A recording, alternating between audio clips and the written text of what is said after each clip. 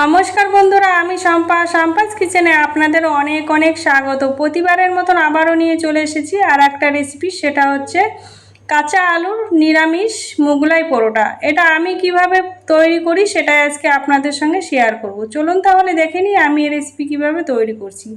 তার জন্য আমি প্রথমে একটা বাউল নিয়ে নিয়েছি আর নিয়ে নেব 1 বাটি ময়দা।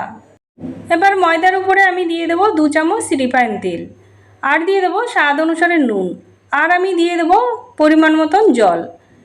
আমি এখানে জল দিয়ে ভালোভাবে সব কিছু একসঙ্গে মেখে আমি একটা ডো তৈরি করে নেব। এখানে যদি আরও জল দরকার হয় তবে আর একটু একটু করে জল দিয়ে মেখে নেবেন। আমিও একটু জল দিয়ে সুন্দর করে একটা ডো তৈরি করে নেব।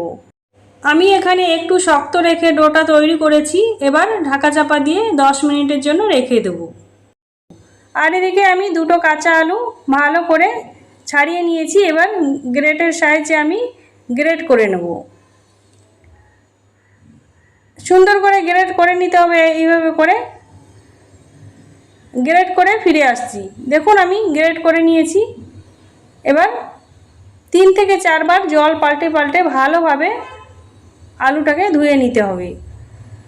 আমি এখানে ভালোভাবে ধুয়ে নিয়েছি। এবার আলুর থেকে যে এক্সট্রা জলটা থাকে সেটা ভালো করে চিপড়ে চিপড়ে আমি উঠিয়ে নেব। সব আমি চিপড়ে নিয়েছি। আর এখানে আমি নিয়ে নিয়েছি জিরে গুঁড়ো, আর এখানে চাট মশলা একটুখানি নিয়েছি, গরম মশলা গুঁড়ো নিয়েছি, চিলি ফ্লেক্স নিয়ে নিয়েছি, আর নিয়েছি স্বাদ অনুসারে নুন। সব কিছু আমি আলুর ভিতরে নিয়ে নেব। আলুর ভিতরে নিয়ে আর আমি দিয়ে দেব কিছুটা কাঁচা সর্ষের তেল। তেলটা দিয়ে ভালোভাবে আমি মেখে নেব। আমার এখানে আলুটা ভালোভাবে মাখানো হয়ে গিয়েছে। এবার আমার ডোটা সেট হয়ে গিয়েছে। এবার আবার ভালোভাবে একটু মেখে নেব।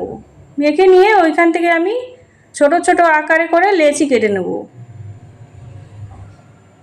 আমি এইভাবে করে সবগুলো লেচি কেটে নেব। সবগুলো আমি লেচি কেটে নিয়েছি। এখানে আমার 7টা লেচি হয়েছে। এবার আমি একটা একটা করে বেলে নেব। একটু ময়দা দিয়ে বেলে নিতে হবে। এখানে তেল দেওয়ার কোনো দরকার নেই। এইভাবে করে একটু পাতলা করে বেলে নিতে হবে। বেলে নিয়েই আলুর মিশ্রণ থেকে আমি একটু একটু করে মাঝখানে দিয়ে ভালো করে সব জায়গায় ছড়িয়ে দেবো। ছড়িয়ে দিয়ে এবার আমি ভালো করে এইভাবে দুপাশে ভাঁজ করে দেবো। দুপাশে ভাঁজ করে দিয়ে এবার অপর পাশে ভাঁজ করে আমি একটু জল লাগিয়ে দেবো যাতে খুলে না যায়। অপর পাশেও আমি ভাঁজ করে নেব। দেখুন আমার একটা মোগলাই রেডি। এটা কিন্তু আর রাখলে হবে না, এটা একটা একটা করে মোগলাই তৈরি করে একটা একটা করে ভেজে নিতে হবে।